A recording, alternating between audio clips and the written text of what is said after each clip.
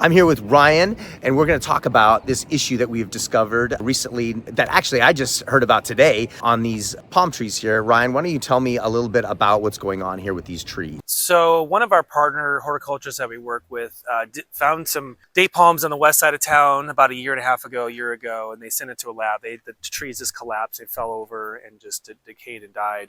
And so upon some investigation, we sent some tissue samples into the lab and found something that's likely been here a long time, but it's newer for us and in the valley here. So this is the scientific name's a little long, and I'm going to chew it up by saying it out loud. But this is a Black Scorch. So what it is, it's a opportunist pathogen that's going to kind of grow on this tree. And if this tree isn't taken care of by optimizing its health and keeping the vitality of the tree, this can eventually succumb to that disease.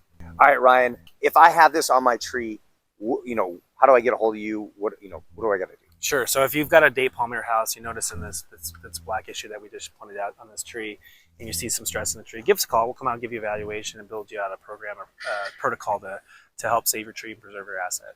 All right, and how do they get a hold of you? The website is adaptivephs.com.